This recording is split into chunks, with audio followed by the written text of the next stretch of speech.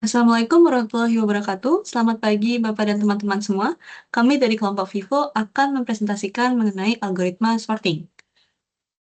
Sebelum presentasi dimulai, izinkan kami memperkenalkan diri terlebih dahulu. Perkenalkan, saya Betari Nivita Amares dengan NIM 103072430016 dan rekan saya.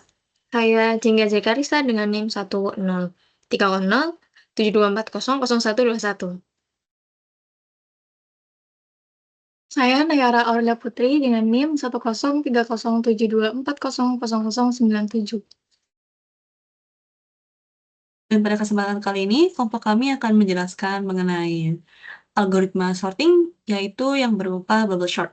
Yang pertama ini adalah bubble sorting, yang dimana metode ini adalah pengurutan data yang bekerja dengan cara membandingkan sepasang elemen yang berdekatan, lalu menukarnya jika berada dalam urutan yang salah. Algoritma ini akan terus melakukan iterasi sampai seluruh elemen berada dalam urutan yang benar, yaitu dari nilai yang terkecil hingga ke yang terbesar.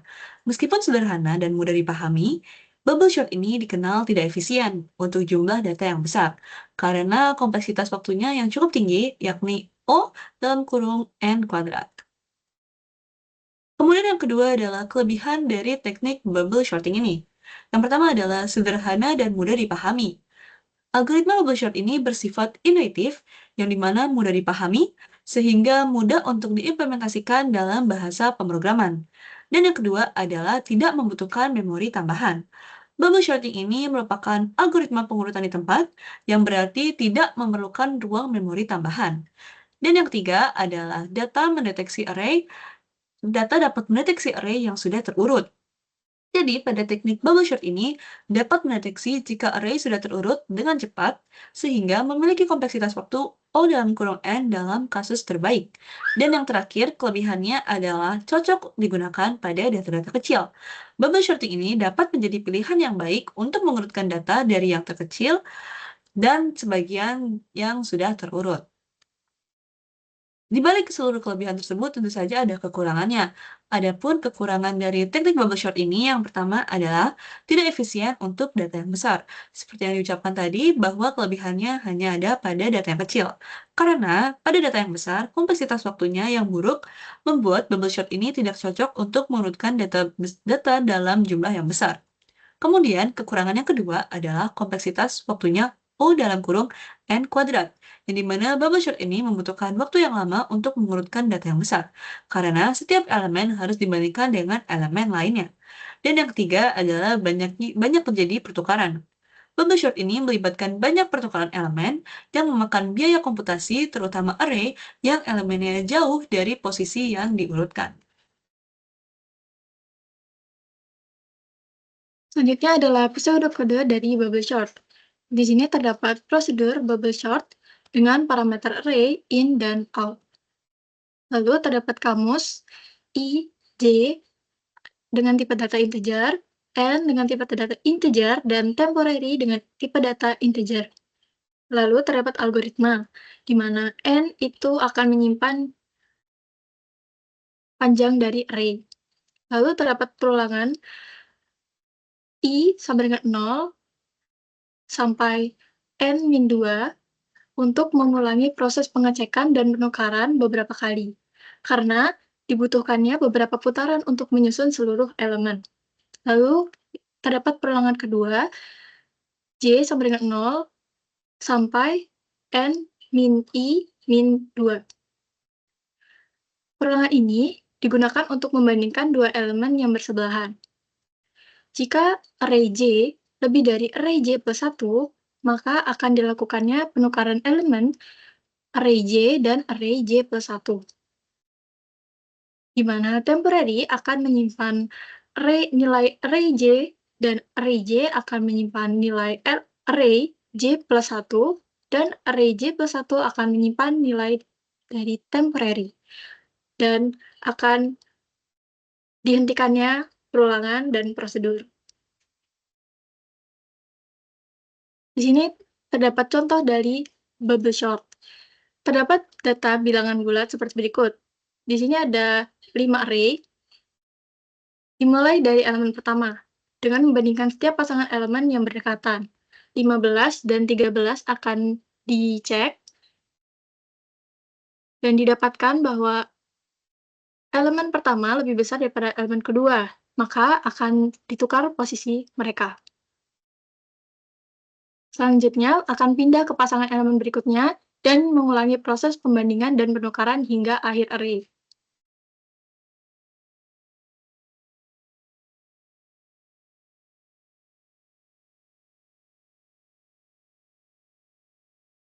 Setelah menyelesaikan satu iterasi melalui array, ulangi proses dari awal. Dan pada setiap iterasi berikutnya, kita dapat mengecualikan elemen terakhir dari pembandingan karena sudah berada di tempat yang benar. Kita akan mulai dari awal dengan membandingkan elemennya, lalu menukar ke posisi yang benar hingga akhir array.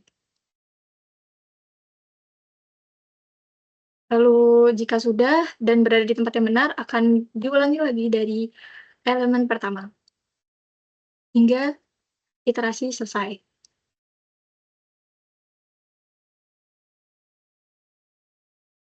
Dan didapatkan saat pengecekan itu tidak ditemukannya penukaran.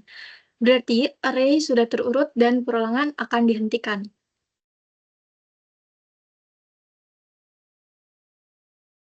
Kemudian yang kedua adalah Radix Sort. Radix Sort ini adalah algoritma pengurutan non-komparatif yang mengurutkan data berdasarkan digit individual, dimulai dari digit yang paling tidak signifikan hingga digit yang paling signifikan.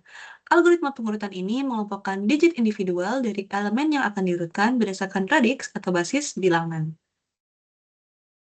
Kemudian, adapun kelebihan dari Radixor ini, yang pertama adalah konsepnya yang sederhana, yang membuat Radixor ini mudah dipahami. Kemudian yang kedua adalah efisiensi dari Radixor ini, yang memiliki kompleksitas waktu, O dalam kurung NK, sehingga efisien untuk data dengan rentang nilai yang terbatas. Dan yang ketiga adalah non-comparison short, di mana Radixor ini tidak melakukan perbandingan antar elemen seperti algoritma pengurutan lainnya, seperti yang bubble short tadi, sehingga dapat lebih cepat dalam beberapa kasus. Dan yang terakhir adalah kecepatan yang dimiliki oleh Radix Short ini memiliki kecepatan O dalam kurung N yang artinya waktu eksekusi bertambah tergantung pada input N secara proporsional. Di balik kelebihan dari Radix Short ini tentu saja ada kekurangannya. Yang pertama adalah fleksibilitasnya terbatas. Radix Short ini cocok untuk data integer dan string yang memiliki panjang tetap, namun kurang cocok dengan tipe data pecahan dengan panjang kunci yang bervariasi. Yang kedua adalah bergantung pada panjang kunci. Efisiensi Radix Short ini sangat bergantung pada panjang kunci. Jika jumlah digit atau karakternya yang ada pada dalam data. Dan yang ketiga adalah rumit untuk implementasi. Implementasi Radix Short ini lebih rumit jika dibandingkan dengan algoritma pengurutan lain seperti bubble short atau insertion short.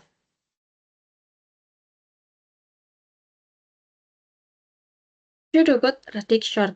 Yang pertama, kita memiliki fungsi nilai max yang mengembalikan nilai integer dengan parameternya array. Nah, di sini kita definisikan bahwa max itu bertipe integer dan max menampung nilai array paling awal dengan indeks ke 0. Nah, akan menjalankan perulangan sebanyak panjang dari array itu. Dan apabila jika di array array dari perulangan itu melebihi nilai maksimal, maka nilai maksimal akan menampung nilai I yang sedang berjalan itu, dan akan dinilai sebagai nilai maksimal. Nah, nilai maksimal terakhir akan langsung dikembalikan bertipe integer. Dan selanjutnya pada prosedur Radix Short dengan parameternya array. Didefinisikan variabel max bertipe integer dan digit untuk melacak posisi digit yang sedang diproses. Nah, pada algoritmanya, max menampung nilai maksimal dari fungsi yang sebelumnya kita jelaskan tadi. Lalu digit menampung, kita mulai dari 1, karena untuk mengurutkan dari digit yang satuan terlebih dahulu. Setelah itu ke puluhan, lalu ke ratusan. Nah, lalu menjalankan perulangan selama max dibagi digit lebih dari 0, yaitu selama angka terbesar masih memiliki digit yang lebih besar dari digit yang sedang diproses. Dan akan memanggil prosedur counting short, arg, dan digit dari parameternya yang mengurutkan arg berdasarkan digit saat ini.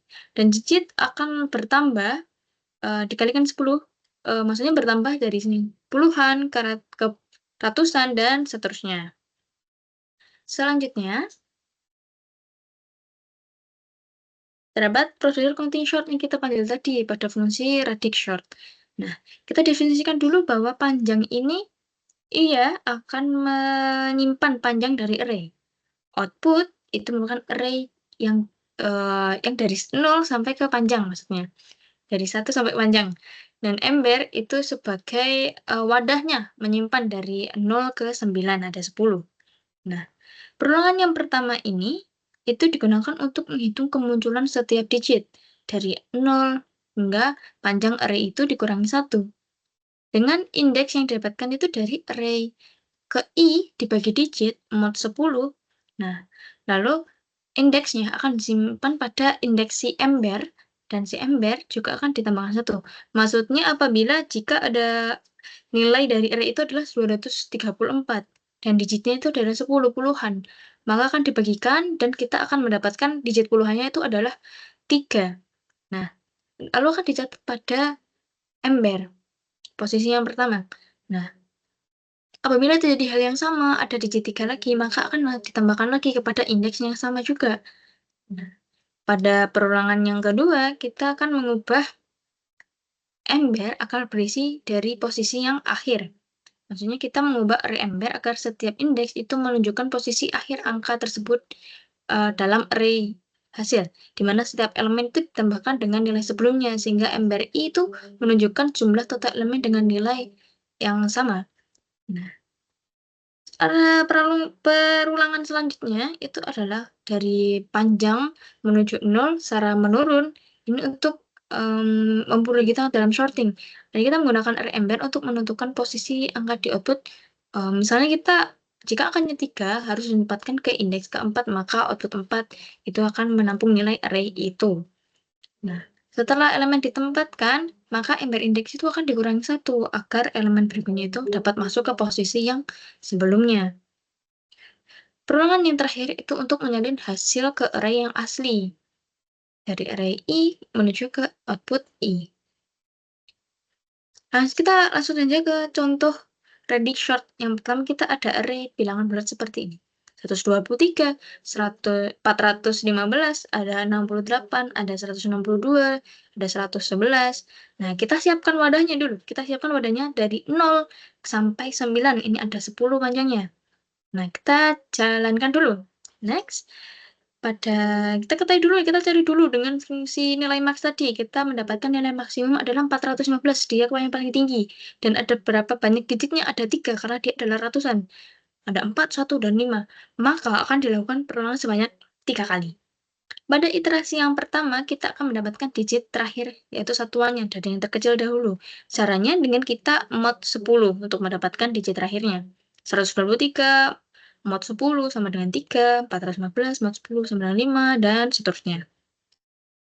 Di mana setiap isi elemen yang ditampung pada ember yang wadah kita siapkan tadi itu sesuai dengan digit terakhirnya. Misal 123 di mod 10 kan hasilnya 3, maka akan disimpan kepada indeks yang ketiga. Begitu juga 415, satuannya adalah 5, maka akan disimpan ke indeks kelima. 68 mod 10 akan disimpan kepada indeks yang ke-8, dan itu berlaku untuk seterusnya. Nah, urutan ini akan berlaku pada iterasi yang kedua. Ada 111, 162, 123, 415, dan 68. Dari wadah yang tadi, kita kembalikan ke array yang aslinya tadi. Nah, pada iterasi yang kedua, kita mendapatkan nilai digit tengah atau puluhannya. Dengan cara kita bagi dulu dengan 10, lalu mod 10. Contohnya 111 dibagi 10, mod 10 sama dengan 1. 162 dibagi 10, mod 10 sama dengan 6, dan seterusnya. Nah, ember sama tadi kita tetap gunakan. Nah, di sini ada nilai yang double. Ember ini tuh dapat menyimpan nilai yang lebih dari 1 ya. Nah, ada yang double, ada yang sama-sama 1, antara 111 dan 415. Nah, kita tempatkan dulu nih 111 dan 415 secara berurutan yang dikenali terlebih dahulu. Ada 111 dulu, baru 415 dulu. Lalu selanjutnya kita urutkan, ada indeks kedua dari puluhannya 123, lalu ada 162, karena dia lebih dulu daripada 68. Nah, dari bentuk ini akan diurutkan pada iterasi yang ketiga. 111, 415, 123, 162, 68. Pada iterasi ketiga ini kita mendapatkan nilai digit ratusannya, paling depannya dah. Kita bagi dulu dengan 100, lalu kita mod dengan 10 untuk mendapatkan sisa digitnya. Nah, kita tampung lagi ke ember yang tadi kita siapkan. Nah, di sini kita ketahui bahwa 68 ini tuh bukan ratusan, 68 ini adalah puluhan. Kalau memang tidak ada, maka kita tempatkan ke indeks yang ke 0. Nah, selanjutnya 111, 100, mod 10 itu yang 1. Kita tempatkan di indeks pertama, 1 dulu. Lalu ada 123, mod 10 sama dengan 1. Nah, kita tempatkan di bawahnya 111 tadi. 162 juga begitu, kita tempatkan di bawahnya, di mana ember itu dapat menampungnya lebih dari 1, tapi harus secara berurutan yang dikenali terlebih dahulu. Lalu 415 disimpan pada indeks ke-4. Dari hasil iterasi ketiga tadi, kita dapatkan seperti ini. Kita urutkan, ya ini seperti contohnya ya. Nah, kita kembalikan kepada array-nya, sehingga akan berbentuk nomor 8, 111, 123, 192, 415. Nah, kalau bisa dilihat ini sudah berurutan, maka pada tahap ini iterasi itu akan berhenti karena sudah terurut. Begitu.